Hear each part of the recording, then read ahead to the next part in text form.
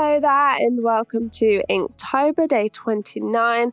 Today's prompt was uh-oh, and honestly I can't believe it's got this far along on the Inktober challenge and I've actually tried something that's completely new.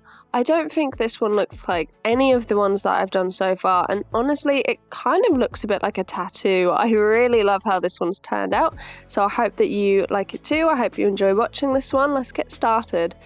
So to begin with, when I saw the prompt uh-oh, I thought of just like someone's hands being injured, either like by a plaster or something, but I thought that was a little bit boring. So the next thing I thought of was a rose, like a flower that has thorns, and I was like, okay, like I wonder if, you know, the person could be being injured by it like that. Well, I wanted it to be quite a subtle injury. I didn't want it to be like really gory and have a ton of blood. I wanted it to be quite obvious that there was an injury, but also very subtle in the way that it's portrayed, if you know what I mean. So a hand holding a rose, you know, it's quite obvious that they're probably going to be getting hurt by the thorns, and I wanted the thorns to be shown, but I just didn't want it to be too gory or too dark or anything like that. So there is a small amount of blood technically, just like a trigger warning here, but it's not very obvious and it's not red. I did want it to be quite subtle for this one.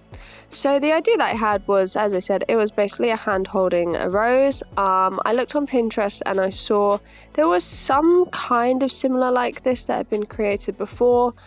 So I got my partner to hold a bunch of, you know, like those fake flowers you got. Basically, I gave him a pen and he just wasn't holding it like you would hold a flower. So I was like, how's about you hold a load of fake flowers? And we kind of got in the right kind of position that I liked. I wanted it to be slightly different. And then I had to make the hand a little bit more feminine. But yeah, I used that as a reference. I really liked it because I was able to take my own photo, and also because I was able to like move his hand to exactly where I wanted it. I could change, you know, the light because I was facing by a window. I could make the lighting exactly how I wanted it. And I really do think it's amazing being able to create your own references when possible, because you're able to get the lighting exactly how you want it and you're able to move the hand exactly how you want it to. I do want to do a load of hand practice going forward. I'm not good at drawing hands. I think this one is slightly better than the previous ones that I've done, if I'm honest.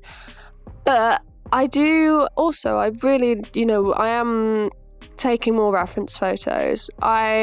That's something that I'm now doing. I'm walking about and I'm just like, it's like since becoming an artist, I just see things differently and I'm like, oh, okay, that door looks cool, that window looks cool, that tree looks cool. And I just take a load of photos and I'm like, okay, these would be good for references. And that's something that I never used to do before, and especially when it comes to hands, I think it's such an easy way to create your own reference. So I thought, you know, why not really? We might as well. I feel like where possible, I would love to take my own reference photos, but I also know you've got to work with what you've got, really, and sometimes, you know, it can be really difficult to get reference photos if you've got something clear in your head, and, you know, you just got to do what's helpful for you, and a hand was nearby, so I definitely wanted to do that. So after I did all the initial line work, there was honestly a big part of me that was debating just leaving it like that, because I really love how the line work turned out. I ended up adding the day and the prompt in the bottom corner, and I really liked how it turned out. And then I went to rub it all out and I smudged it. I didn't wait long enough. I thought because it was line work, it would be absolutely fine. I used a white gel pen, but you can still see the smudge. But because it wasn't painted on, because it was just like with a dip pen and it was just line work, I think I thought it would have dried faster, but it didn't dry faster. So then at that point I was like, I'm just going to risk it. I'm going to try it. And I added really light washes of ink in some areas, and I do think this really helped. There was a solid part of me that was just like, should I just leave the line work? I really like it. Should I just leave it? But in the end, I decided to add a little bit to the rose. I left all of the areas where it folds and like the light hits it, I left them completely white, so I only really did the shadows.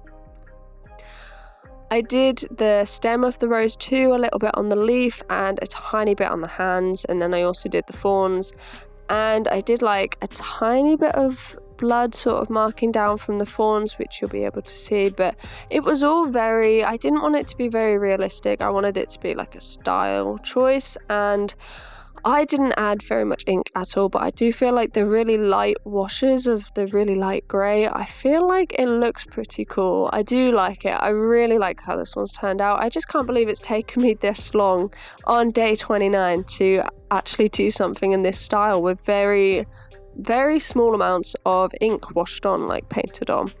But yeah, I hope you've enjoyed watching this. I hope you like this design. I absolutely love it. And I would absolutely love if you could subscribe. I'll be here for day 30 and 31. Bye bye.